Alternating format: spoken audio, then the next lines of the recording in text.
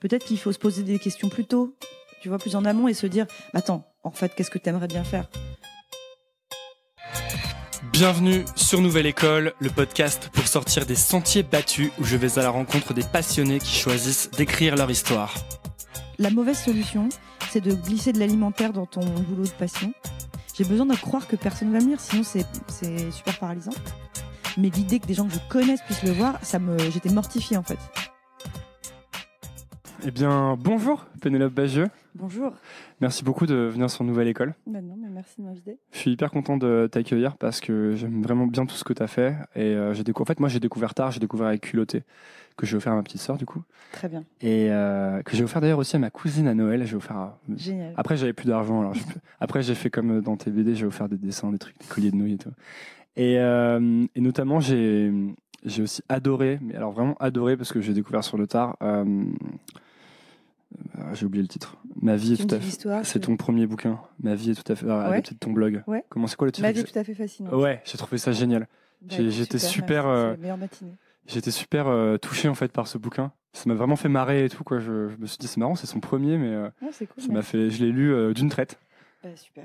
Et donc voilà, donc je suis très content de te recevoir sur Nouvelle École. Donc Pénélope Bagieux, je rappelle un peu qui tu es. Alors sur Wikipédia, ils mettent illustratrice et dessinatrice de BD. J'étais là, mais c'est pas un peu pareil ? Ah non, pas du tout. Ah. Non. Illustratrice, c'est bien qu'on en parle, un bon point important. Quand tu es illustrateur, tu illustres un truc, genre un article, une couverture, tu vois. Tu fais un dessin par rapport à quelque chose on t'a demandé de faire. Quand tu es dessinateur de BD, tu racontes une histoire en BD en fait. C'est pas du tout le même métier. D'accord. Moi, par exemple, je fais plus du tout d'illustration. Je suis pas illustratrice. Ok, donc dessinatrice, en fait, c'est la personne qui fait tout, quoi. C'est-à-dire qu'au lieu de l'appliquer à quelque chose, genre j'ai fait une illustration pour une campagne de pub.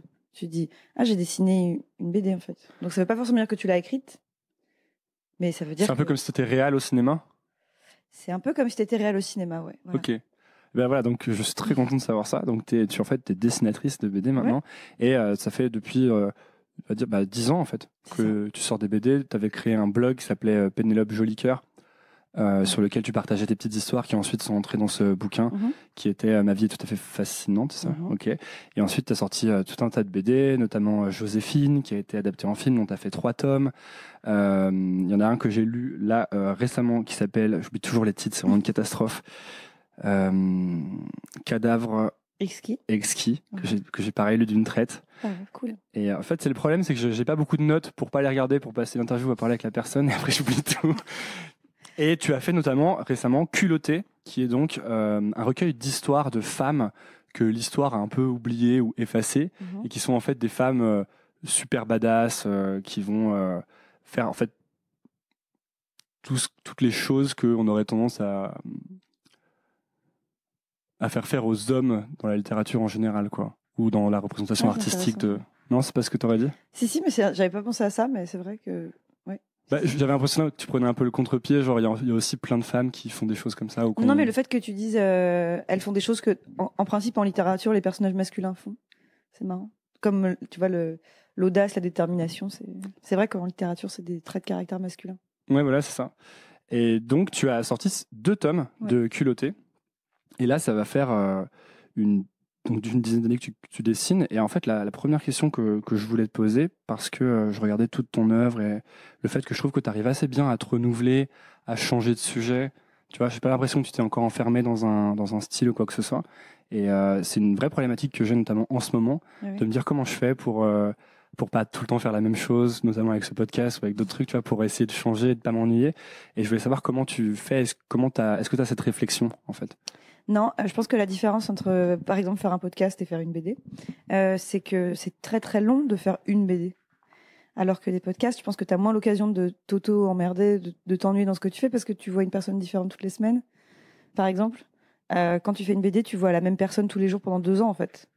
Donc, de toute façon, une fois que tu as fini avec cette personne, il est hors de question que tu passes 2 ans avec une personne qui lui ressemble encore juste après.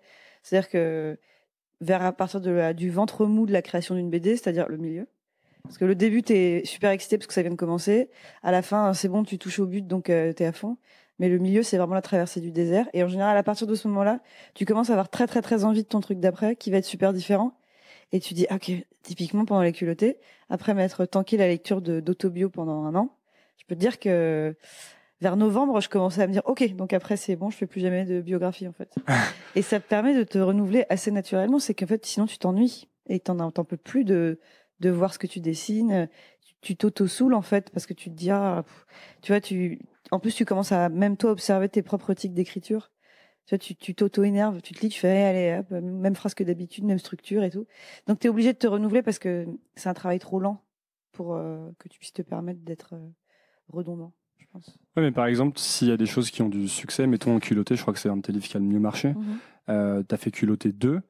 Et est-ce que, en fait, à quel moment est-ce que tu vas faire culotté 3 ou à quel moment tu te dis, oh là là, je peux plus faire culotté, tu vois? En fait, parce qu'après, il y a d'autres considérations qui entrent en jeu du genre, bah, c'est aussi, je pense, agréable de faire quelque chose qui marche hyper bien ou qui a vachement d'effets sur les gens qui le lisent. ouais, alors, 2 trucs.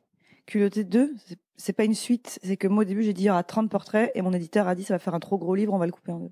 Donc, je me suis pas dit, j'en fais un 2, puis qui sait, peut-être un 3. D'accord. Et pour le coup, j'avais une certitude quand il est sorti, c'est qu'il y aurait pas de 3.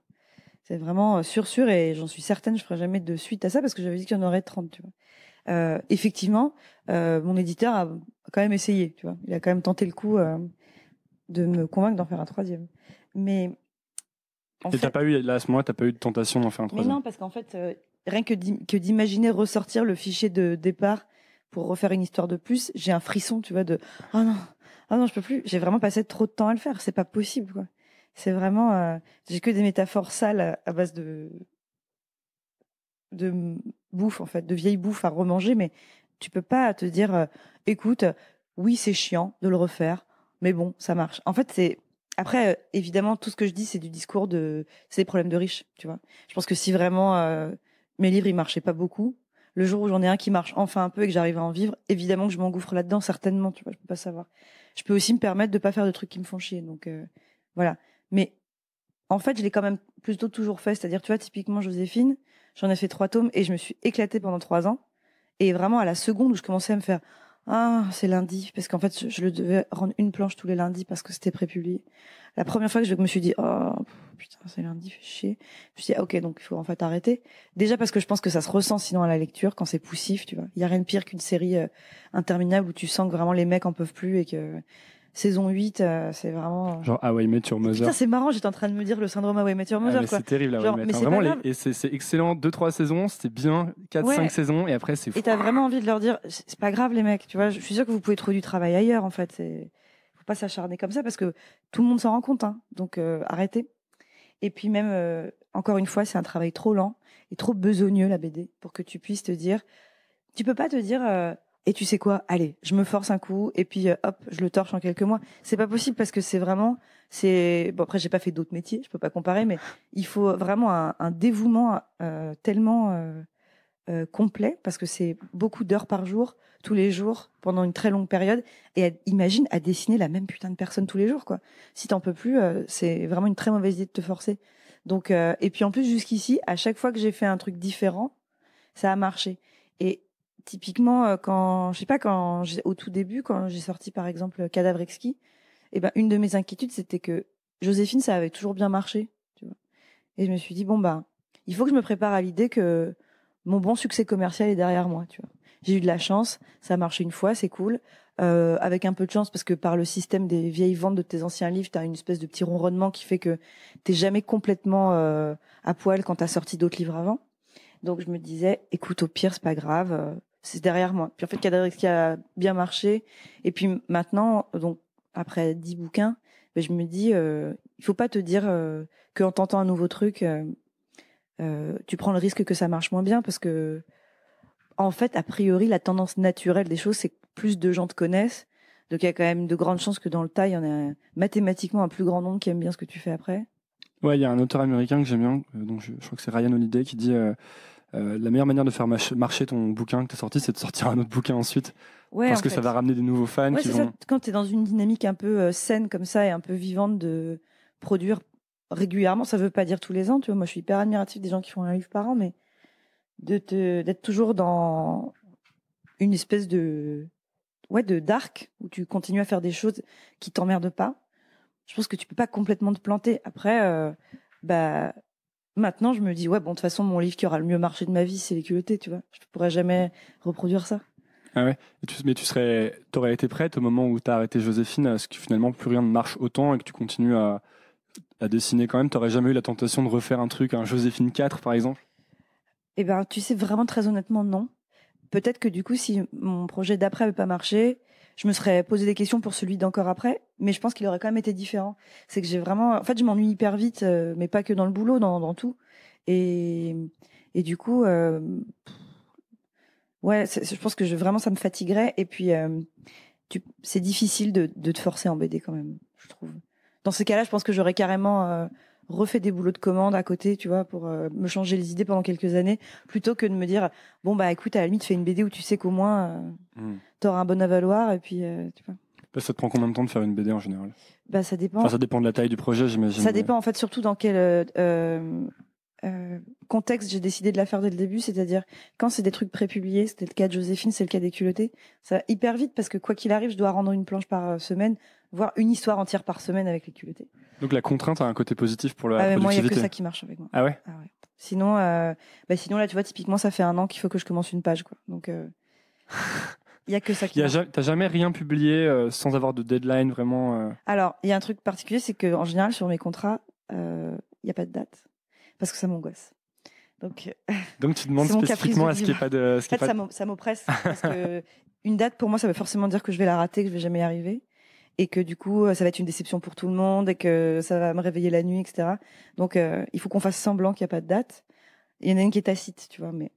Et il y a un truc aussi, c'est que de toute façon, encore une fois, je ne sais pas comment ça se passe dans les autres boulots, mais en BD, même si on te met une deadline, et ben si le jour de la deadline, la BD elle n'existe pas, qu'est-ce que tu veux qu'on fasse?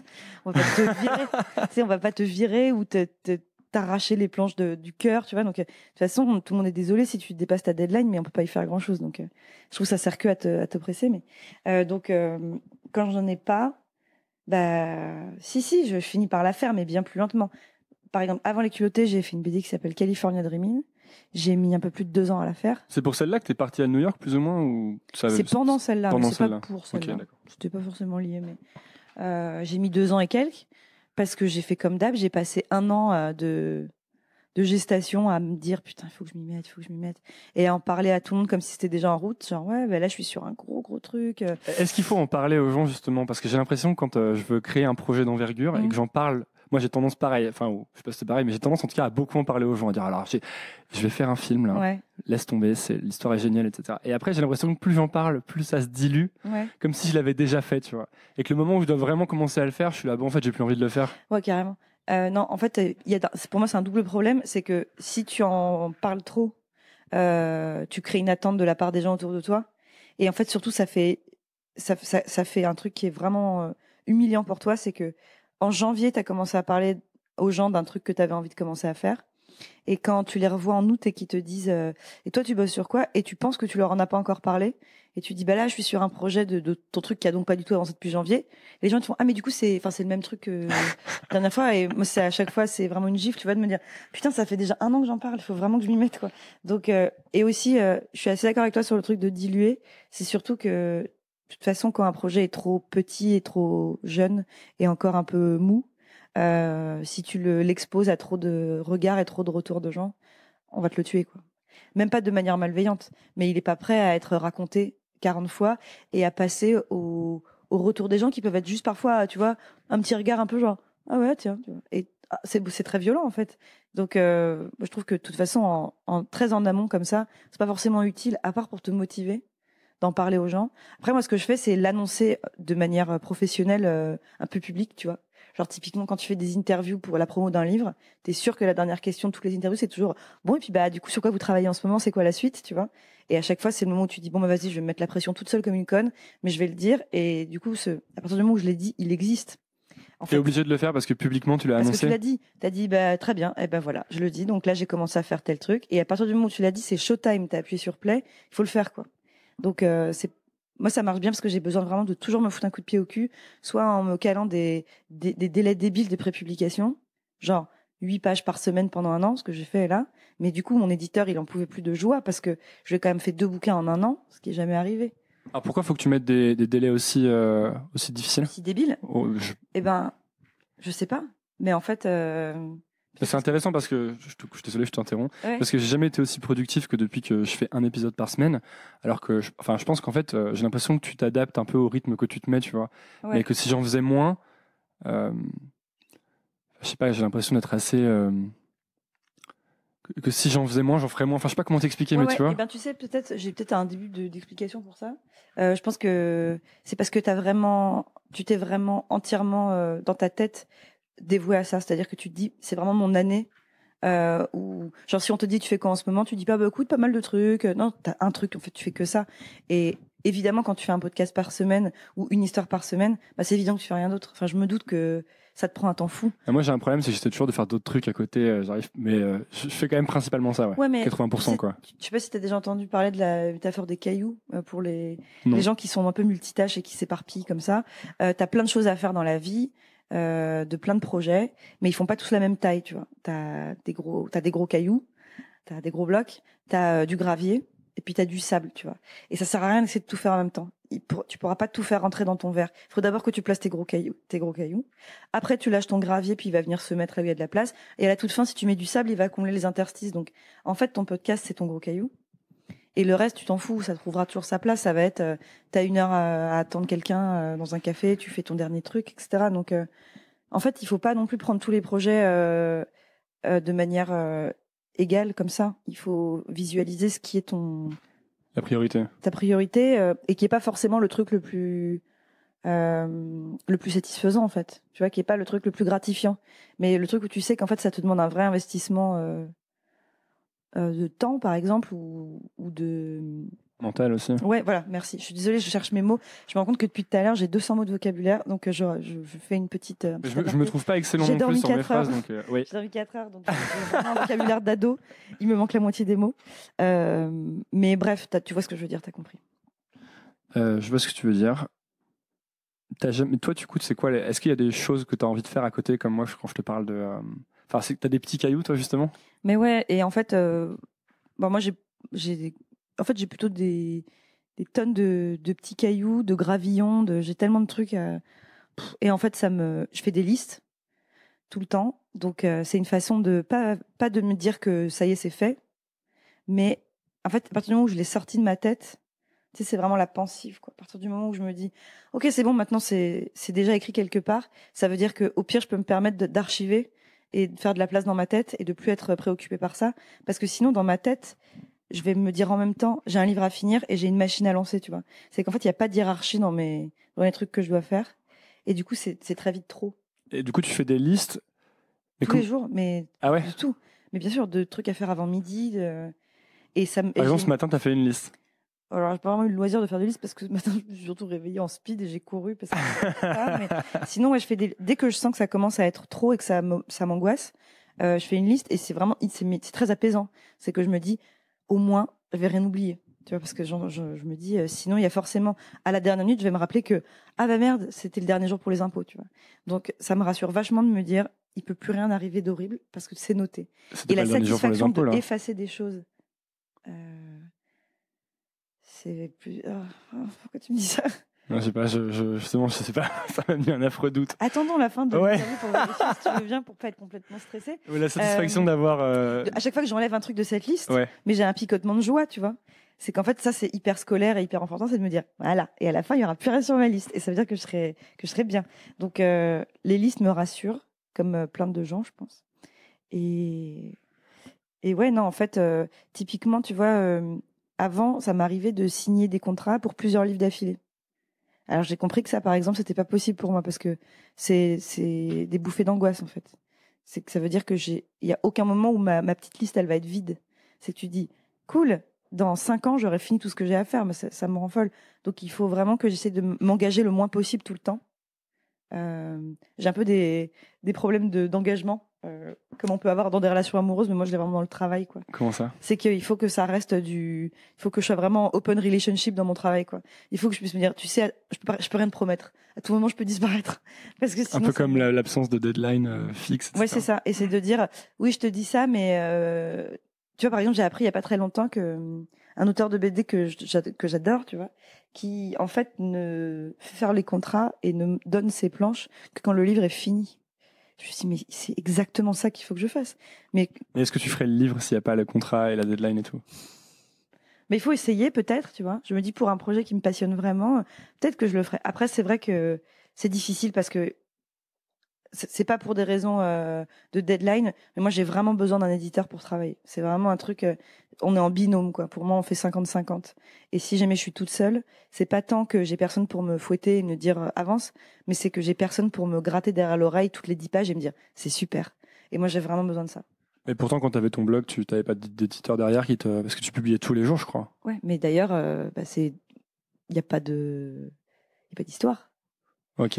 Tu vois, c'est que te demander toutes les 2 pages si attends, c'est pas de la merde ce que je suis en train d'écrire. Ça, c'est vraiment un truc pour lequel moi j'ai besoin d'un éditeur qui régulièrement, je pense parfois même sans lire ce que je lui ai envoyé, me fait non, c'est super. C'est vraiment ça. C'est j'ai juste besoin de ça tout le temps et si j'ai pas cette personne avec moi, j'arrive pas à avancer. Donc c'est pour ça aussi que le côté je fais mon livre et à la toute fin je le propose au plus offrant. Je pense que ça fonctionnerait pas trop pour moi. Mais... Et quand tu as fini un projet, par exemple, tu as fini Culotté, tu t'enchaînes direct sur autre chose ou tu breaks longtemps, tu fais une pause longtemps, etc. Alors déjà, quand j'ai fini un projet, je m'offre un cadeau. Toujours. Ah ouais? Toujours. Tu t'es offert quoi, par exemple? Certainement des chaussures. Mais et je me souviens lesquelles sont pour quel livre. Tu vois, c'est hyper important. J'ai toujours fait ça. C'est parce que même quand tu étais ado, tu faisais ça quand tu réussissais un truc ou... Non. C'est vraiment depuis que je fais des livres. Je me fais un cadeau par livre. Et je recommande. C'est vraiment très bien parce que personne ne va le faire. Personne ne va t'offrir un cadeau à la fin de ton livre. Donc voilà. Et il y a aussi un truc, c'est que pour les BD, quand ton livre est fini, la deuxième partie du travail commence, c'est que tu vas commencer la promo en fait. Et du coup, tu vas faire encore x2 dans le temps que tu vas passer avec ce livre. C'est qu'en plus, après, tu vas passer tes journées à en parler. Donc, T'aimes bien cette partie, toi? Si elle est pas répétitive, ouais, c'est assez cool. Déjà, pour l'ego, c'est vachement bien. Tu vois, c'est quand même super agréable de parler de ton travail. Surtout quand tu es face à des gens qui l'ont vraiment lu et que ça intéresse et qui te posent des questions intéressantes, c'est toujours cool. Souvent, ça t'amène une réflexion sur ton boulot à laquelle tu n'avais pas du tout pensé, tu vois. Donc, c'est marrant. Souvent, tu voyages aussi quand ça se passe bien, donc c'est assez chouette. Mais c'est vrai qu'à la fin, si ça dure plus longtemps que le temps que tu as mis à faire le livre, c'est un peu fatigant quand même. Et puis, si jamais tu es déjà dans la suite, si tu es déjà en train de bouillonner de l'envie de ton truc d'après, c'est hyper énervant. Tu as envie de dire aux gens, mais je m'en fous, moi, j'ai plus envie de parler de ce truc-là. Je l'ai fini il y a 1 an, en fait. On peut parler de mon nouveau truc. Tu vois. Et puis, mais bon, ça, c'est quand même assez satisfaisant. Et puis, encore une fois, comme ce que je disais tout à l'heure, avec le fait de choisir que les projets qui te plaisent, ça reste que des problèmes de riches. Même quand tu es fatigué de ta promo, tu t'entends le dire et tu fais non, pardon, j'ai rien dit. Je ne suis pas fatiguée de ma promo en fait. Je suis en train de faire la promo de mes livres, donc c'est génial et je me tais. Et ça t'arrive d'avoir trop d'idées pour la suite et de douter de laquelle il faut lancer ou de pas savoir? Ah ouais, ça c'est vraiment un problème. En fait, surtout, non, je pense que peut-être tu connais ça aussi. C'est surtout que le dernier qui a parlé a raison et la dernière idée que tu as eue, elle est toujours mieux que les autres, quoi. Ah ouais, j'ai oublié de te demander ça tout à l'heure. Tu me disais, parfois tu travailles, t'es dans le ventre mou d'un projet. Et là, tu as l'idée de la suite du prochain projet et tu vas absolument le faire. Mais ça t'arrive d'arrêter un projet parce que justement, je pense que ça, c'est un truc que j'ai beaucoup fait. En fait, l'idée que je viens d'avoir est bien meilleure que l'idée que je suis en train de faire.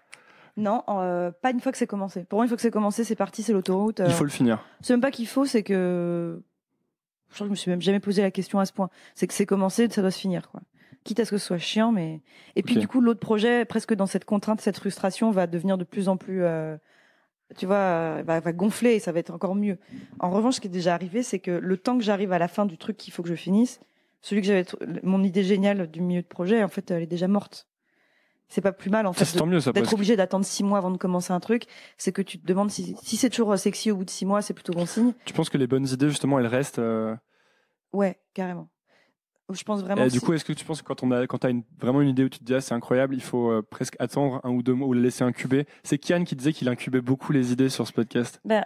En fait, tu sais, c'est un peu comme le syndrome. J'écris un truc génial au milieu de la nuit, puis le matin je me relis, c'est de la merde, tu vois. Quand un truc, moi c'est pas tant est-ce que c'est une bonne idée, c'est toujours dans ce souci de est-ce que je vais réussir à tenir 2 ans à faire que ça. Il faut vraiment que ce soit suffisamment sexy pour que si déjà au bout de 6 mois je doute un peu et je me dis ouais après ça va peut-être être pas si génial que ça c'est quand même assez mauvais signe. C'est que je vais vite m'en lasser, quoi. Donc, c'est pas mal, effectivement, de devoir laisser incuber, parce que c'est très bon signe si tu as encore envie 6 mois après. C'était un conseil que m'avait donné quelqu'un avec qui je travaillais il y a des années, qui m'avait dit le plus important avant de commencer à dessiner une histoire avec un personnage, c'est que ce personnage, tu l'aimes vraiment très très fort, parce que tu vas passer tellement de temps avec lui que si en fait t'en as marre de le dessiner au bout de 6 mois. Mais pour ça, du coup, il faut avoir déjà un petit peu passé du temps avec lui, non? Mais oui, mais justement, passer 6 mois à l'avoir dans la tête, c'est qu'il commence à exister. C'est toute la dimension un peu tarée des auteurs, c'est que tu fais rouler un truc dans ta tête pendant 6 mois jusqu'à ce qu'il soit réel, en fait. Tu sais, plus il roule, plus il prend de l'épaisseur et de la consistance, et à la fin c'est bon, il existe, et quand il existe, après c'est tellement facile d'écrire l'histoire d'un personnage qui existe clairement dans ta tête, parce que toutes ses réactions sont toutes prêtes. Tu vois, t'as qu'à le laisser vivre. Mais pour ça, je pense que tu y as passé beaucoup de temps à d'abord le faire, beaucoup de temps à gribouiller pendant que tu es au téléphone sans réfléchir, pour que, à force, un jour, enfin, tu commences à trouver quelle tête il a, ce genre de choses. Mais ça, tu peux pas c'est difficile de faire ça dans le rush, quoi. Et du coup, quand tu as trop d'idées de projet, que tu sais pas exactement lequel faire pour la suite, et que la dernière idée est toujours la meilleure, tu fais comment alors? Écoute, c'est tellement mon actu d'aujourd'hui que c'est assez compliqué de répondre à ça. Il y a plusieurs paramètres. Du coup, il y a les gens qui te mettent le plus la pression. Et en général, les éditeurs le savent. Ils savent que quand tu as plusieurs trucs en cours, il faut juste être celui qui harcèle le plus, quoi, pour que ça démarre. Il y a clairement les gens avec qui tu bosses, qui te donnent plus ou moins envie aussi, quoi. Et puis en fait, c'est assez naturel. C'est que tu te dis... Oh, j'ai hâte d'avoir 2 heures pour pouvoir me mettre à bosser sur tel truc. Bon, c'est quand même qu'il y a un truc, quoi. Et dans ces moments-là, c'est vachement important de pas te faire parasiter par des mauvaises raisons, tu vois. C'est ça qui est te dire, c'est celui qui ira le plus vite à faire, par exemple. Parce que déjà, c'est faux. T'en sais rien du tout avant d'avoir commencé un bouquin. Ou celui qui rapportera le plus, ce genre de choses. Ouais, ou celui qui rapportera le plus. Alors ça, c'est vraiment le truc qui est le plus difficile à mettre de côté, évidemment. Mais écoute, là, pour en ce moment être en train de vivre un peu ça quand même, il y en a un que j'ai plus hâte de dessiner. Mais c'est vraiment presque physique, c'est qu'il y en a un, j'ai vraiment envie d'être en train de le dessiner, quoi. Voilà. C'est peut-être la différence entre les gens qui écrivent et les gens qui dessinent, c'est que dans le dessin, il y a le geste, et que du coup, il y a cette partie-là aussi du travail qui est hyper importante, c'est t'as hâte de ça, quoi, d'être... Ça, c'est la bonne raison, tu veux dire? C'est est-ce que tu as envie de le faire, en fait? Est-ce que tu as vraiment envie de mettre les mains dedans ouais, c'est les mauvaises raisons, en fait, ce sont les choses qui tournent, qui sont autour, quoi, dans le résultat, ce que les gens vont en penser. Ouais, et puis... Parce que je suis vraiment dans cette réflexion en ce moment, parce que je me remets pas mal à des trucs que je faisais quand j'étais ado, notamment de la musique, etc. Tu vois. Mais il y a plein de pressions qui arrivent direct du genre, ouais, non, mais c'est trop tard pour faire de la musique ou des choses comme ça. Tu vois. En fait, j'aime vraiment le faire. Ouais. Et je me dis, si j'aime vraiment le faire, c'est quand même plutôt bon signe. Tu vois. Je suis impatient de rentrer, ou je suis impatient de finir des choses que je suis en train de faire pour pouvoir rentrer et faire de la musique. Tu vois. Ouais, et puis aussi, tu vois, c'est con, mais assez naturellement, tu vois pour lequel tu trouves du temps alors que tu es débordé. Tu vois. Et en général, c'est assez bon signe, comme c'est que tu as 1000 projets, et puis il y en a un qui vient d'atterrir sur ta pile, et puis bizarrement, tout s'arrête pour faire celui-là, quoi. Parce qu'en fait, tu as envie de le faire. Et moi, c'est ce que je dis toujours aux gens qui me disent, mais du coup, genre dans le boulot, qui me disent, mais du coup, t'aurais le temps de faire ça? C'est quoi ton calendrier cette année? Et tu vois, en fait, quand on est 100% honnête, on dit, mon calendrier, c'est qu'en fait, si demain j'ai un projet qui me fait hyper envie, j'arrête tout et je fais ça, quoi. Oui, t'as toujours du temps pour les choses que t'as vraiment envie de faire. Bizarrement, tu les trouves, quoi. C'est comme si t'as ton meilleur pote qui passe dans le coin, tu vas toujours trouver un moyen de... ouais, c'est ça.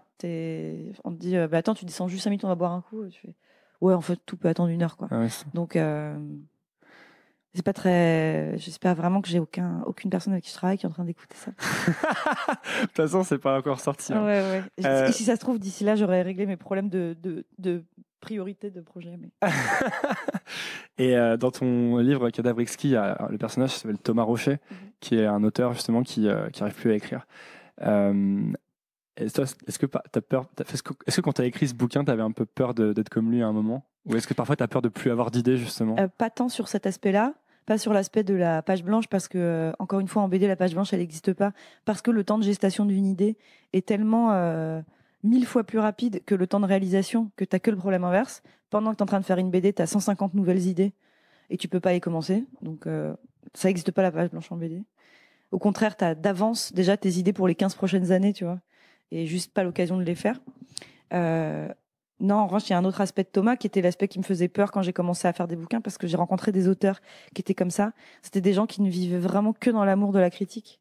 C'est-à-dire dans Thomas Rocher, c'est un mec qui garde toutes ses coupures de presse et qui les regarde comme sa salle des trophées, mais comme un enfant, tu vois. Et c'est sa seule satisfaction dans la vie. Et à partir du moment où il perd l'amour de son public, il a plus rien.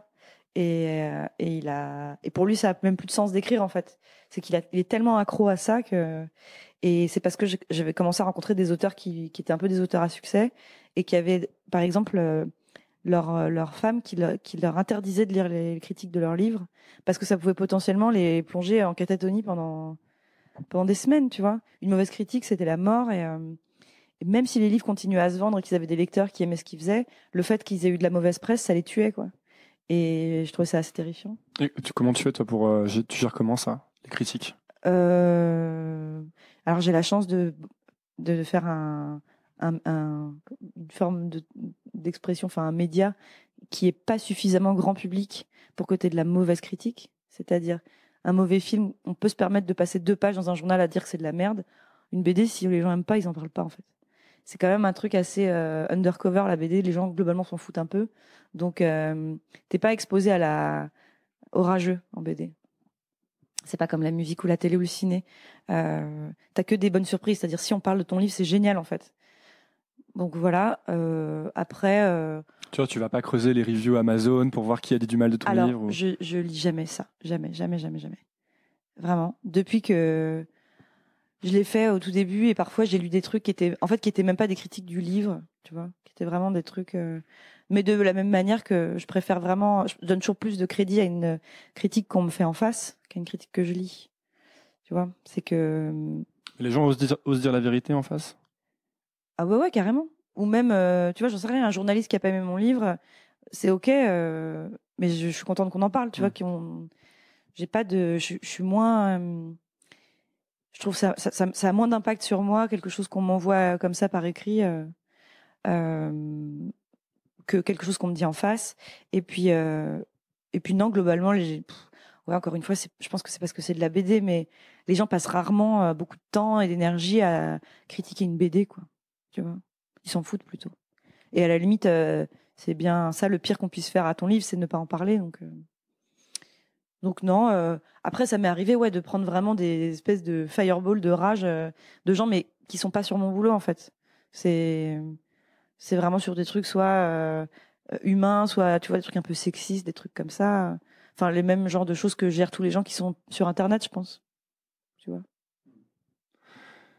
Tu dois recevoir ou tu dois avoir pas mal de personnes en tout cas qui aimeraient bien faire comme toi ou s'inspirer de ce que tu as fait pour devenir dessinatrice de BD ou dessinateur de BD, ce genre de choses. Et est-ce que tu crois que si tu recommençais là maintenant en 2018, faire un blog par exemple où tu partages un truc quotidiennement, je crois que c'est toujours une bonne. Parce que c'est quelque chose qui toi t'a beaucoup aidé, non? Alors je pense que je suis plus du tout dans le game d'internet et que je saurais pas du tout quoi conseiller à des gens qui veulent aujourd'hui montrer leur boulot sur internet. Si tu veux, je me suis quand même mis dans Instagram il y a 6 mois pour te donner une idée d'après de mon niveau de à quel point je suis update là-dedans. Donc il y a 10 ans, c'était super d'avoir un blog, c'était parfait. Aujourd'hui, je saurais pas quoi te dire. En revanche, de toute façon, montrer son boulot, c'est toujours bien, quoi. C'est sûr. Mais je pense qu'il faut trouver la plateforme, si ce mot se dit encore, qui soit celle qui ait le meilleur ratio visibilité et en même temps innocence. C'est-à-dire, à partir du moment où les blogs BD se sont un peu spécialisés dans le montrer son travail pour trouver un éditeur et faire un livre derrière, moi j'ai trouvé que ça avait un petit peu perdu en qualité, même si ça sonne un peu vieille conne de dire ça, mais et d'ailleurs, ça s'est senti parce qu'il y en a beaucoup qui se sont arrêtés en fait. C'est que c'est pas un fuel suffisant pour tous les jours produire en fait. Te dire ouais mais c'est cool parce que ça me fait une vitrine. Je pense que c'est un truc qui te tient 6 mois, mais au bout de 6 mois ça te rend dingue. Parce qu'en fait c'est pas suffisant comme raison de le faire. Mais je sais pas aujourd'hui quelle est la façon visible et innocente de montrer son travail. Mais Instagram, ça m'a pas l'air super innocent comme plateforme. Je sais pas. Et peut-être en fait tu vois, peut-être qu'en fait je suis vraiment super décalée et que l'innocence a plus lieu d'être dans ce genre de questions, tu vois. Qu'il faut être au contraire plus pas calculateur, parce que c'est pas du tout comme ça que je le vois, c'est pas un truc péjoratif, mais peut-être qu'il faut se poser des questions plus tôt, tu vois, plus en amont, et se dire attends, en fait, qu'est-ce que tu aimerais bien faire? Par exemple, question que moi je me suis pas posée quand j'ai commencé mon blog, se dire tu fais ça pourquoi exactement? Est-ce que tu aimerais faire un livre? Est-ce que dans ce cas-là ça vaut pas le coup dès maintenant de réfléchir peut-être à tu vois, un peu te relire ou essayer d'un peu améliorer ton dessin, tu vois? Ouais, mais est-ce que ça, du coup, c'est pas un peu mettre la fin avant le processus, quoi, et du coup risquer de faire les choses pour les mauvaises raisons, alors que si tu fais juste tes dessins, tu fais ce que t'aimes, et au bout d'un moment, ça porte ses fruits. Ouais, je sais pas si c'est mal d'angler ton truc, par exemple. Ou tu vois, typiquement, il y avait même pas un thème. C'était genre tous les jours je dessine un truc. Mais moi, les blogs BD, bon, j'en lis plus, puis je sais même pas s'il en existe vraiment beaucoup encore à part celui de Boulet, mais tu vois, le fait de te dire, en fait, les trucs que moi j'ai bien aimé lire, c'est quand même quand il y avait un petit peu un concept, ou au moins il y avait un rendez-vous, un truc, tu vois. Ouais, mais ça a fini par donner un thème, même quand même ton blog. Et d'ailleurs, ça a fait le bouquin ensuite, et Ouais, non, c'était vraiment faire je c'était de crois pas que vu l'exercice que de tu parles un style. peu de toi, vu que c'est assez perso quand même, Ouais. ça donnait du coup une sorte de cohérence artistique, une sorte de thème, tu vois. Je trouve que c'est un bien grand mot. Ok. Une cohérence artistique. C'est du dessin par défaut. C'est que plutôt que de chercher de quoi je vais parler, un thème, une façon d'aborder les choses, tu dis, j'ai pas d'idée, mais il faut que je me force à faire un dessin par jour. Bah, vas-y, je raconte un truc qui m'est arrivé aujourd'hui. Mais- C'est le plus facile. C'est pas un thème. C'est un thème vraiment par défaut. C'est comme si tu disais, chaque jour, je prends une photo de ce que je vois par ma fenêtre dans ma cuisine, et encore même pas, parce que ça, c'est une démarche. Tu vois, juste de dire, chaque jour, je prends une photo. Voilà. Et puis voilà, parfois c'est mes pieds, parfois c'est mon chat. Et il y a même pas genre une cohérence dans la forme ou quoi. C'est ben j'ai un blog où tous les jours je fais une photo. Et ben peut-être que ça aurait été vachement plus intéressant comme blog si t'avais dit chaque jour je prends une photo mais à la même heure. Tu vois, c'est pas forcément te dire chaque jour je vais faire une photo et comme ça derrière, hop, une galerie, boum, une expo et tout. C'est te dire tant qu'à faire, rend le projet un peu plus intéressant en lui donnant corps, en rajoutant quelque chose. C'est peut-être quelque chose que j'aurais fait rétrospectivement si je m'étais dit quand même, relis-toi et essaye de chier un petit peu plus tes dessins parce que, en fait, à la fin, tu vas faire un livre avec. Et pour le coup, les pages, elles resteront toujours comme ça toute la vie. Et tu verras toujours les dessins que tu as torchés en 2 minutes quand tu verras ce livre. Il n'y a pas de problème, tu le verras même dans 10 ans. Ouais, ça c'est l'idée de bien faire quoi qu'il arrive, parce que toi, tu savais déjà où t'allais en fait. Mais non. Ouais. Donc, Ouais, mais peut-être que du coup, si tu t'étais dit et un angle et tu vois, fais un truc un peu plus poussé, peut-être que tu l'aurais pas fait, ou peut-être qu'il y aurait des jours où tu n'aurais pas dessiné justement. ouais, Tu vois, ouais. c'est peut-être parce que parfois par exemple, peut-être si quelqu'un écoute ça et se dit ah là là, bah, du coup, je peux pas faire, tu vois, je peux pas dessiner ou faire un projet si j'ai pas un angle. Parfois, tu sais, c'est difficile de trouver un Oui, concept oui. quoi. Non, mais Par exemple, moi, je prends toujours cet exemple parce que je fais ce podcast, mais au bout de plusieurs mois, j'ai un peu l'impression d'avoir trouvé de quoi ça parle, tu vois. ouais. Mais au début, j'étais juste là, les gens me disaient, mais alors c'est quoi le fil conducteur entre les gens que tu interviews? Je suis là, aucune idée, quoi. Ouais. Vraiment, qui veut bien passer sur mon podcast et interviewer, tu vois. Non, mais en fait, tu as sûrement raison. Peut-être que si je m'étais dit, ou même si j'avais trouvé un vrai titre, tu vois, enfin, peut-être qu'en fait, ça aurait pas tellement été moins bien ou moins lu, mais peut-être que moi, j'aurais pas tenu, en fait. C'est que je me serais dit, putain, c'est un boulot, en fait. Ouais, et puis tu te serais pas ennuyé du coup, parce que tu me dis que tu t'ennuies assez vite. Le côté, du coup, bah, t'as plus le droit de ne faire que ça, tu vois. Non. Peut-être que le lendemain, t'avais envie de faire un truc qui n'avait rien à voir. Non, mais ce qui est sûr, c'est que à ce moment-là, et de l'âge que j'avais et où j'en étais dans le travail, etc., c'était absolument parfait pour moi. C'était vraiment l'alignement des planètes parfait, ce format-là. C'était très, très bien parce que ça m'a obligée à dessiner pour pas le travail. T'étais dans la pub à ce moment-là? Je venais de commencer à Tu travailler. viens de commencer. T'avais Et donc, quoi, 25 ans 25 ans, ouais. Et donc, je commençais à comprendre aussi ce qu'allait être vraiment mon travail, tu vois. Et qu'en fait, bah, tu sortais d'école d'art, donc c'est quand même une petite désillusion de commencer à travailler quand tu sors d'une école d'art. Et je me Pourquoi? Parce dis, que tu penses que tu vas être artiste direct tu penses que tu vas être artiste, Ok. tout simplement. Et non, surtout, tu penses que tu vas créer des choses qui te font envie et plaisir et que ton avis va avoir une importance. Et il y a 1 million de satisfactions dans le fait de travailler dans le dessin, mais vraiment le fait d'avoir un avis ça n'existe pas. Hein. Donc voilà, c'est quand même assez déceptif. Mais c'est très satisfaisant sur plein d'autres points, mais vraiment pas en termes de créativité. Et du coup, c'était hyper important d'avoir ce micro truc à moi à côté. Donc c'était vraiment salvateur à ce moment-là. Et puis ça m'a aussi, mine de rien, appris que j'aimais bien dessiner, enfin j'aimais bien raconter des histoires parce que je lisais même pas de BD, tu vois. Donc c'était moi, c'était aussi une façon de me dire, en fait, c'est vraiment marrant de faire ça. Je suis vraiment contente quand je le fais. Ouais, de te rassurer sur le fait que tu aimais ça ou de. Mais de découvrir, franchement, tu vois, de me dire, c'est des trucs que j'avais toujours fait. C'était avoir faire des petites, des dessins, enfin, en gros, avoir un journal, mais en dessin. J'ai toujours fait depuis que je suis petite. Mais me dire, en fait, ça vaut le coup de sortir de son petit espace et de le montrer. Et vraiment, j'ai vraiment appris avec ce blog beaucoup. C'était super. C'était pas juste un espace d'expression, c'était vraiment un labo personnel hyper bien. Et c'est pour ça, je trouve faut pas du tout te dire, faut pas avoir un regard condescendant sur ce que tu faisais il y a 10 ans. Enfin, tu vois, il faut pas te dire, oh, quand je revois ce que je faisais à l'époque, je me dis, ok, bah, quand même, il y avait du boulot. Ouais, je me dis, bah, bien sûr, maintenant, quand je le regarde, je me dis que c'est dessiné avec le cul et que quand même, ça allait pas chercher loin et tout, mais c'était exactement ce qu'il me fallait à ce moment-là. Et j'ai tellement appris en le faisant que, voilà. Et le fait que, est-ce que quand tu l'as fait, justement, tu te disais, j'espère qu'il va y avoir des gens qui vont le lire, j'espère qu'il va y avoir des lecteurs, ou est-ce que tu t'en foutais complètement? Alors, très honnêtement, au début, il n'y avait pas de lecteurs et c'était enfin, pas le but, mais par exemple, je voulais pas dire aux gens que je connaissais que j'avais un blog. Tu avais vraiment essayé de créer un genre d'espace d'expression. C'était très bizarre parce que c'était du journal intime en public. Donc, j'aimais bien l'idée que des inconnus non, Toto, on n'est pas des pense. inconnus totaux, ça ne marche pas. Que des total d'absolus strangers inconnus le lisent éventuellement, mais ne m'en parlent jamais. Tu vois, il y avait un côté un peu, tu vois, aller lâcher mon truc dans la rue et après m'en aller en courant, puis voilà. Et j'aimais bien l'idée que ça vivait sa vie et que peut-être des gens allaient le voir, mais l'idée que des gens que je connaisse puissent le voir, j'étais mortifiée en fait. Je pense qu'il y avait déjà une petite dimension post-Skyblog, honte du blog. Tu vois, la meuf a un blog. Et puis il y avait aussi un truc ça sera pas pareil si je dessine en sachant que des gens vont me lire en fait. J'ai besoin de croire que personne va me lire, sinon c'est super paralysant. Et puis en plus de ça, je parlais un peu des gens avec qui je travaillais, donc c'était vraiment le pire qui puisse arriver que ça se sache quoi. Mais genre par exemple, je me souviens que même mon mec, je lui disais pas que je faisais un blog en fait, tu vois.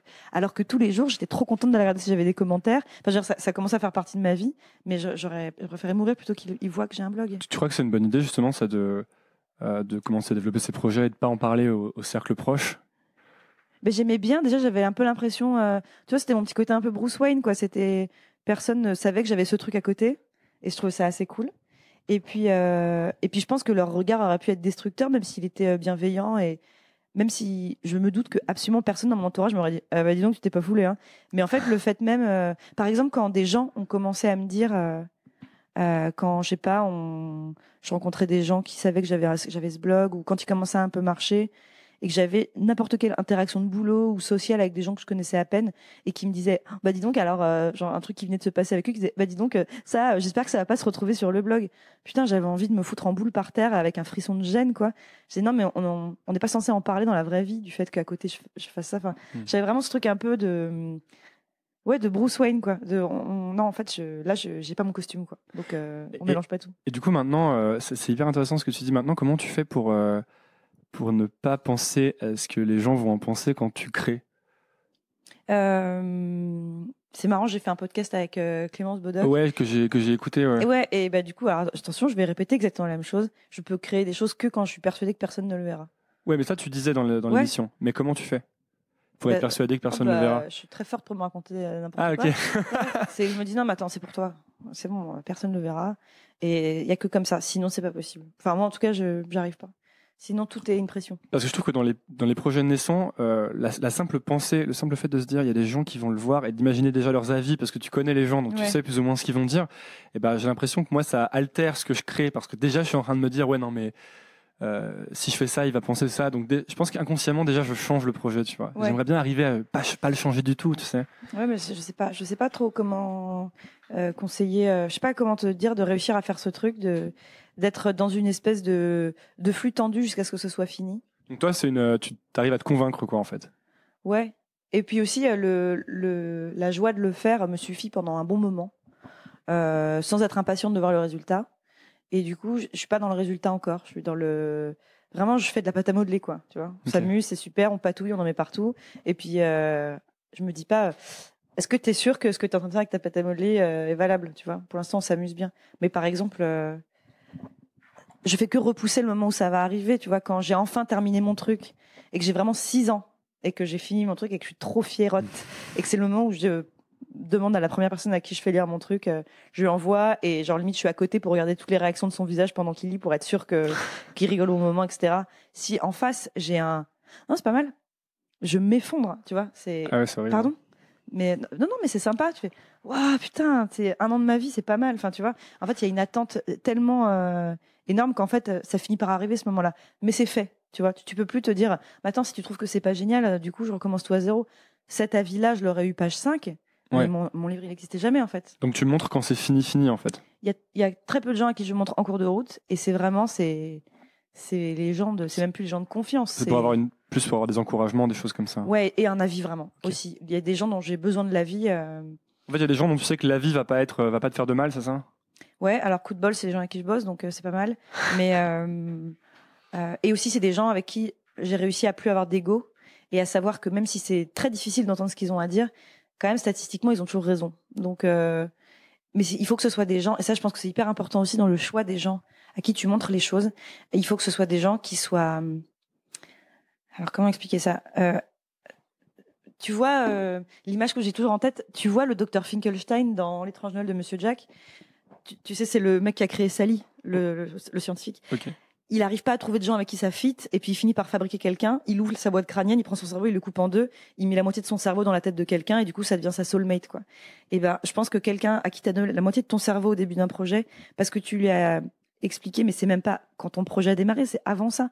C'est la personne avec qui t'as eu des milliers de conversations sur des trucs que t'avais lus, qui ont fait qu'en fait, il a tout l'historique de d'où ton projet vient, de pourquoi tu fais les choses, et surtout en fait cette personne-là sait en fait où toi tu veux aller, même mieux que toi, c'est qu'il sait à peu près ce que tu as envie de faire, et cette personne-là tu lui as donné la moitié de ton cerveau au début, et du coup c'est à lui qu'il faut que tu montres, parce que du coup il va te dire ouais mais du coup je sais à peu près ce que tu veux raconter, et je peux te dire que là de l'extérieur on le comprend pas ça, tu vois. Et en fait cette personne-là elle est hyper précieuse, mais ça veut dire qu'il faut que ce soit quelqu'un qui est dans la boucle, même si j'ai horreur de cette expression. Pas juste depuis. C'est pas quelqu'un qui débarque du nulle part un jour et tu dis alors bon, je t'explique rapidement. Donc j'ai un projet de podcast, ce sera gna. Mais non, c'est quelqu'un avec qui t'as bu des coups jusqu'à 5 heures du mat 57 fois et qui sait d'où tu viens de la manière en anglais de le dire, quoi. C'est qu'en fait il voit bien ce truc, tu vois. Et cette personne-là, quand tu l'as, c'est toujours à cette personne-là qu'il faudra tout montrer parce que voilà, il a la moitié de ton cerveau. Et je passe un peu du coq à l'âne, comme on dit. Mais quand tu bossais dans la pub et que t'as commencé, enfin que tu dessinais à côté, que tu avais ton blog, est-ce que tu penses que c'est une bonne idée de faire un travail justement en lien avec ta vocation artistique? Ouais. Est-ce que s'il n'y a pas un côté où ça peut on en avait déjà parlé, je crois que c'était avec Marina Rollman, ouais, qui avait, tu vois qui c'est? Alors en fait, je n'ai pas vu son spectacle, mais 3 personnes m'ont dit que c'était tellement drôle et qu'il fallait absolument que je vois ce qu'elle fait. Moi, tu vois ce qu'elle fait en tout cas. Et du coup, c'est elle avait un travail, elle écrivait du contenu en fait. Ouais. Et du coup, à côté, elle a arrêté d'écrire parce qu'elle n'arrivait plus à écrire, quoi. Quand elle rentrait chez elle le soir, elle n'avait pas envie d'écrire des blagues, de faire tu vois, en fait, le moment où elle a arrêté ça, je crois qu'elle allait bosser dans un food truck, un truc qui vendait des burgers. Elle s'est remise à écrire. Ouais, est-ce que ton boulot alimentaire doit être lié à ton boulot c'est ça, parce qu'en même temps, je pense que l'intuition de départ, c'est bah oui, je veux écrire, donc je vais faire un boulot où j'écris toute la journée, comme ça je deviendrai meilleur. Et en plus, à côté, je serai meilleur pour faire mon art, tu vois. Alors ouais, c'est intéressant. Moi, je pense que tant qu'à faire un boulot alimentaire, c'est cool de faire un boulot alimentaire dans lequel t'es bon. Quand ça repose sur une forme d'artisanat comme le dessin. Je vais pas dire qui peut le plus peut le moins, mais si jamais t'essayes de dessiner des histoires et des choses comme ça, c'est qu'a priori tu dois être pas trop mauvais pour dessiner un baril de soupe. Donc ouais, mais dans l'autre sens, si tu passais tes journées à dessiner des barils de soupe en te disant j'aime pas dessiner des barils de soupe, ça me saoule par exemple, ouais, est-ce que tu aurais encore la motivation le soir de dessiner tes histoires? Alors non. C'est une erreur de penser que ça te laisse du temps après parce que t'es vide de toute façon, donc t'as pas envie le soir de faire tes trucs. En revanche, moi, c'est dans les moments où j'ai fait des boulots qui me faisaient le plus chier que j'ai eu mes meilleures idées. C'est qu'en fait, cette frustration, elle te ronge tellement qu'elle est super productive, je trouve. Et je pense que la mauvaise solution, c'est de glisser de l'alimentaire dans ton boulot de passion, c'est-à-dire faire de la BD que tu trouves merdique, mais te dire mais ça marche. Tu vois, cachetonner dans ton boulot de passion, c'est là pour le coup, c'est sûr que tu vas te tuer tout seul parce que ça y est, t'as tué dans l'œuf ton truc. c'est pas mal. Moi, je pense que le bon compromis, c'est de trouver la version boulot supportable, voire plus que supportable en plus, mais qui quand même reste au moins soit le même geste, soit le même. Tu vois, je me dis si mes BD marchaient plus du tout, je pense que je préférerais vraiment, vraiment redessiner des choses que je trouve pas extraordinaires, voire qui sont un peu à l'encontre de certaines de mes opinions, plutôt que de me dire que je retourne à... Alors, je peux pas comparer ça à un boulot qui est physiquement pénible, comme bosser dans un food truck, mais tu vois ce que je veux dire? En fait, je préfère quand même être pas trop loin, au moins du geste que j'aime faire, qui me rend quand même toujours un petit peu heureuse quand même, tu vois. C'est quand même toujours cool de dessiner. Et j'imagine que c'est quand même toujours cool d'écrire, mais peut-être que je me trompe. Est-ce que tu penses en plus que la pratique du dessin, notamment dans la pub, ça t'a fait beaucoup progresser pour ensuite? Ou est-ce que ça t'a servi quand même? Ça m'a servi et desservi ça m'a servi évidemment parce que de toute façon, dessiner 10 heures par jour, le dessin, c'est que de la gym. Plus tu dessines, mieux tu dessines. Il y a vraiment aucun mystère. Et moins tu dessines bien. Donc voilà, c'est sûr que c'est... Ça se perd si t'arrêtes de dessiner? Est-ce que parfois tu t'arrêtes de dessiner une semaine et Quand tu reviens de vacances, tu dessines mal. Tu dessines mal pendant le même temps que le temps où t'es parti. Et donc il faut remettre la machine en marche. Faut rechauffer et puis tu t'énerves tout seul, tu fais mais putain et tu dessines et chaque trait est moche. Et puis en fait, et à l'inverse, quand t'es en bouclage, donc que tu chauffes à fond, que tu dessines jusqu'à minuit tous les jours, ça va vite. C'est tellement simple, ta main elle t'obéit parfaitement, c'est génial quoi. T'as vraiment un... Tu t'es mis une sorte de... Est-ce que t'as une routine de genre, est-ce que tu dessines tous les jours ou je dessine tous les jours, de toute façon, oui. Ouais, pour pas oublier par exemple. Si jamais à chaque fois ça te reprend plusieurs jours de revenir à ton niveau. Non, mais du coup, il doit y avoir un côté merde, j'ai pas dessiné aujourd'hui. Là, j'ai vraiment fait beaucoup de promos depuis 1 an, donc je fais de la promo plus que je travaille vraiment.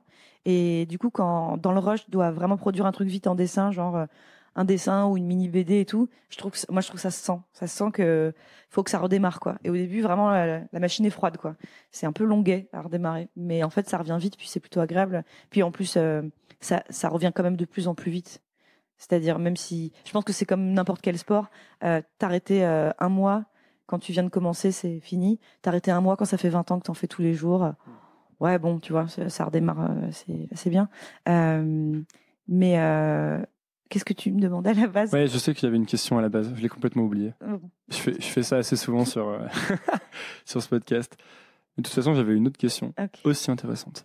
C'est quand tu fais un truc que t'aimes, comme dessiner, et que tu commences, disons, t'en parlais, je crois, dans le podcast justement avec Clémence, il y a un genre de syndrome de l'imposteur où t'as pas envie de... Enfin, t'arrives pas forcément à te vendre parce que tu te dis, mais pourquoi je me vendrais alors que je ferais ce truc gratuitement ou que je l'ai toujours fait gratuitement, tu vois.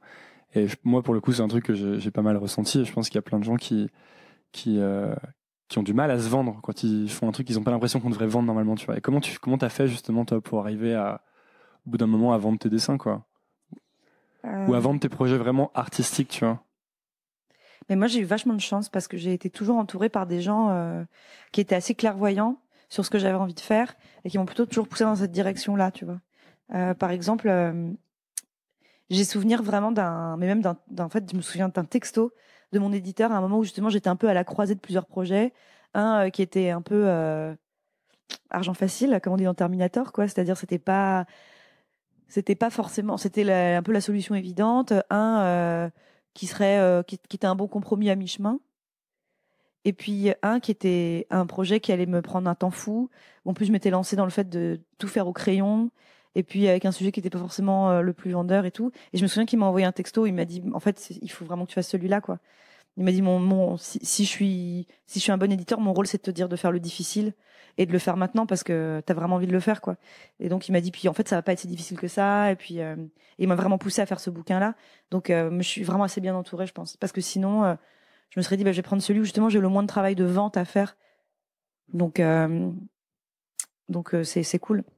Donc on revient à l'importance des gens qui t'entourent. De l'entourage, ouais, c'est sûr. Et avant ça, mon agent, quand je faisais de la pub, elle était aussi comme ça. Enfin, je suis toujours retombée vraiment sur des gens... T'avais une agent quand tu faisais de la pub? Ouais. Ok. Ouais, parce que sinon, ton boulot, c'est harceler les gens pour te faire payer.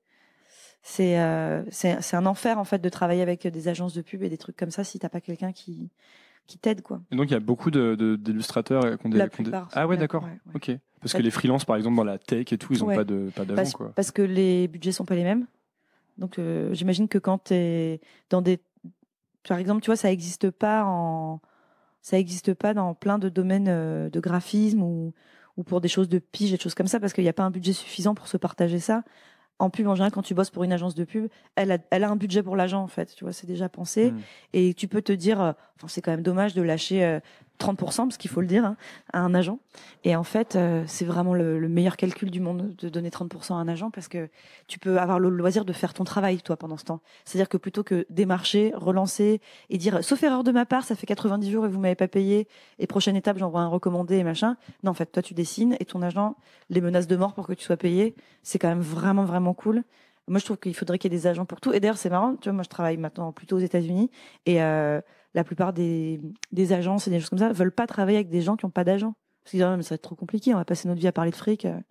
Et c'est hyper normal d'avoir des agents pour tout. C'est hyper intéressant, ça, parce que pour le coup, il va sûrement y en avoir parce que plus il y aura d'indépendants, plus il y aura de freelance, qui est un peu la tendance là, plus il va y avoir d'agents, quoi, a priori. Ouais. Et moi, je connais pas mal de gens qui ont cette fibre de très bien vendre le travail des autres. Tu vois, qui savent toujours bien et te parler du travail des autres et qui sont hyper bons pour revigorer les gens qui n'ont pas la foi et qui disent putain en ce moment je galère, qui dit mais attends mais déjà tu devrais refaire ton book, faire tel truc, appel machin et tout. Tu dis mais toi tu t'en rends pas compte mais t'as tellement une fibre d'agent, tu prends 5 personnes qui ont un talent auquel tu crois. Si toi tu penses que t'as pas du tout de fibre artistique, mais que tu connais autour de toi des gens que tu trouves hyper talentueux et qui se sous-vendent et ça t'énerve parce que les gens qui se vendent le plus mal le travail d'un artiste, c'est eux-mêmes. Tu vois, t'es jamais bon pour te vendre toi, c'est normal. Mais t'es très bon pour vendre le travail de quelqu'un d'autre en général. Ouais, moi je suis toujours scandalisé par la manière dont les autres se vendent. Et ensuite, dès que c'est à moi de me vendre, je dis ouais, non, mais c'est pas grave, je vais le faire pour moins cher. Et en fait, je pense que t'as raison, c'est aussi un métier qui va émerger, je pense. C'est les auditeurs, et auditrices. Ouais, mais il y a tellement. Franchement, à chaque fois que je parle du fait d'avoir un agent à des gens qui sont dans des métiers où ça n'existe pas, ils disent putain, mais c'est tellement ça qu'il me faudrait, quoi. Mais oui, et puis aussi qui serait là pour les moments de doute, qui me dirait mais non, allez, on te remotive, on va y arriver et tout. C'est ton entraîneur de boxe en fait, ton agent. C'est vital, quoi. Et est-ce que tu penses qu'il y a des étapes dans l'art, dans le sens, j'ai un pote qui est réalisateur et je pense que son but c'est de faire un long métrage. Mais avant, il a envie d'abord faire des courts-métrages, etc. Tu vois. Et moi, je n'arrête pas de lui dire, moi, je pense qu'il faut d'abord faire un long-métrage, tu vois, all-in, écrire un long, etc. Mais je sais pas si j'ai raison, parce que j'ai déjà entendu cet avis qu'il fallait pas, qu'il n'y avait pas d'étape en fait pour créer un gros truc artistique, tu vois, et que plus vite t'essayais de le faire, et en fait plus t'avais de chances de le réussir. Et plus vite t'essayais de respecter les étapes, et moins t'avais de chances de le faire, parce que finalement t'allais te bloquer à chaque petite étape et jamais finir par faire ton long, tu vois. T'en penses quoi, toi, de ça? Est-ce que tu t'es dit à un moment, par exemple, ça c'est un projet trop gros, il faudrait que je le fasse dans 10 ans ou un truc comme ça? Non, alors ça non, mais c'est intéressant parce qu'en fait j'ai deux opinions complètement contradictoires par rapport à ce que tu viens de dire.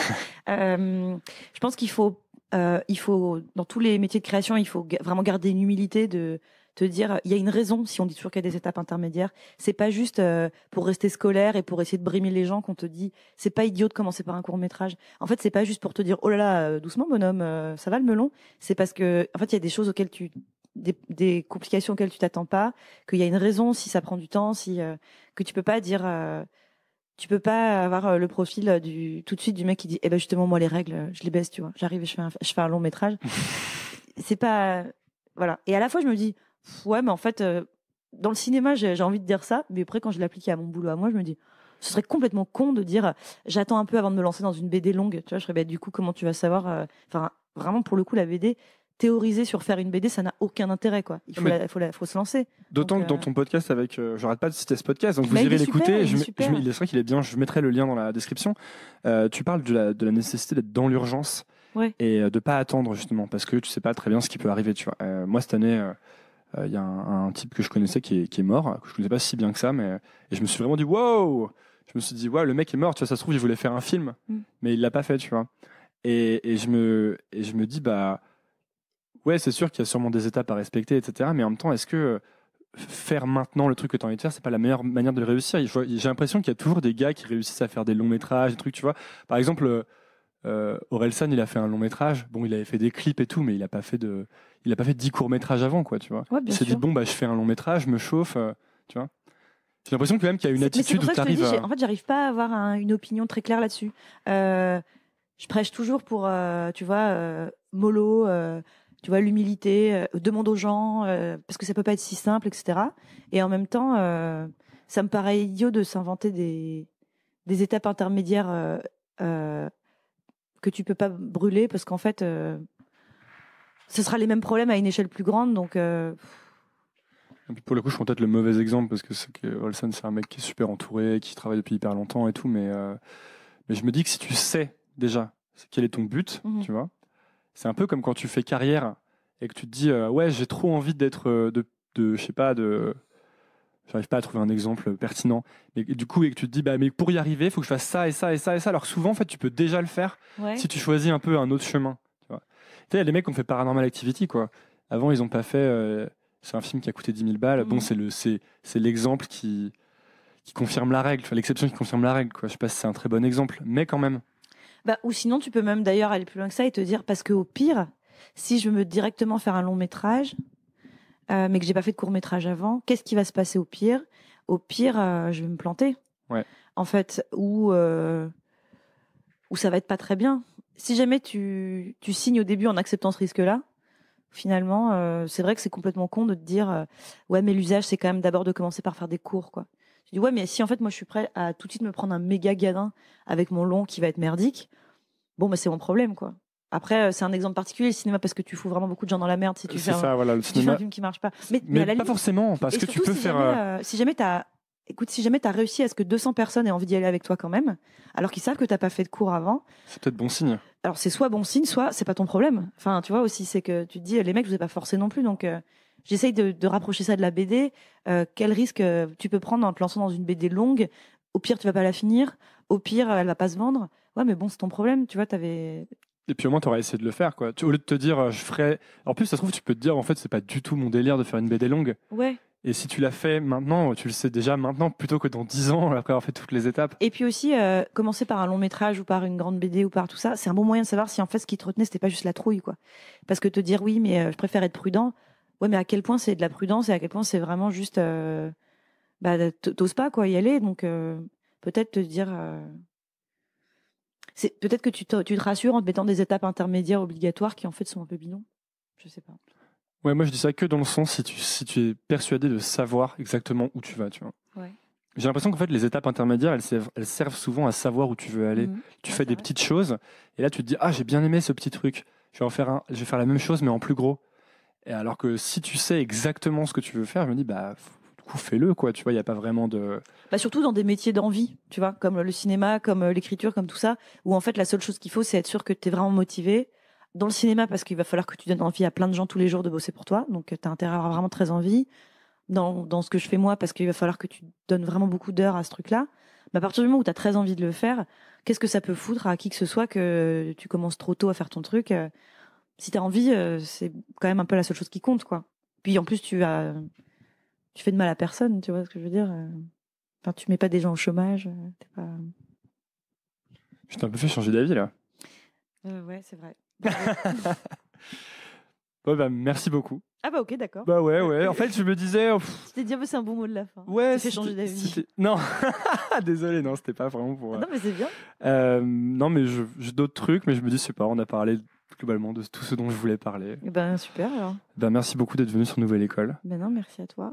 Si j'avais une question, si les gens qui écoutent connaissent pas ce que tu as fait et ont envie de découvrir, tu leur conseilles quoi pour commencer ? Je leur conseille d'aller voir Les Culottés gratuitement sur le blog qui est toujours en ligne du Monde. Tu tapes Les Culottés dans Google et tu peux lire tout mon livre gratuitement sur Internet. Et après, si tu trouves que c'était bien, pour me remercier, tu peux l'acheter. Et si jamais tu trouves qu'il est trop cher, tu peux attendre la rentrée parce que ça sort en poche. Moi, je l'ai acheté en belle édition. Ah, mais c'est sympa. J'aime bien les beaux objets, en fait.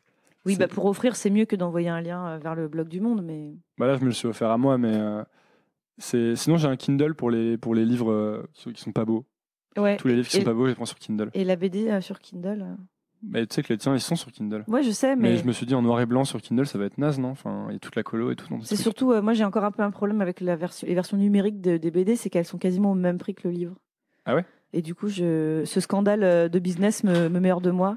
Et parce que du coup, tu dis, mais où va l'argent en fait ? Alors du coup, parce que on ne l'a pas fabriqué, on ne le stocke pas, on ne l'a pas distribué, donc parce que ça coûte super cher d'imprimer une BD. Mais si elle n'est pas imprimée, du coup, pourquoi c'est si cher ? Voilà. Bah, merci beaucoup. Merci. Merci beaucoup d'avoir écouté. Si ça vous a plu, c'est maintenant que vous pouvez m'aider. Et je vais vous dire comment. Premièrement, abonnez-vous à Nouvelle École sur votre application de podcast. C'est hyper facile. Et si vous êtes sur Apple Podcast ou iTunes, vous pouvez laisser un avis, 5 étoiles de préférence. Ça m'aide beaucoup à bien référencer le podcast et à le faire découvrir à d'autres personnes. Si vous voulez me suivre sur les réseaux sociaux, c'est sur Instagram que je poste et que je suis. C'est donc @_Nouvelle École. Underscore, c'est le tiret du bas. Si vous voulez recevoir 3 recommandations de ma part chaque vendredi par email, il vous suffit de laisser votre email sur le site nouvelleécole.org. N'importe quel champ d'email sur le site vous donnera accès à cette newsletter où chaque semaine je partage 3 choses qui m'ont plu. Ça peut être des livres, des applications que j'utilise, des films ou des documentaires que j'ai vus. Enfin, dernière chose, si vous voulez me soutenir financièrement, c'est possible. Vous pouvez le faire via Patreon. C'est à patreon.com/nouvelleécolepodcast et les dons commencent à 2 € à peine. Et après, libre à vous de donner ce que vous voulez. Tous ces liens sont dans la description de l'épisode. Voilà, j'ai fini. Merci beaucoup et à la semaine prochaine. Nouvelle école, je donne ça à l'ancienne.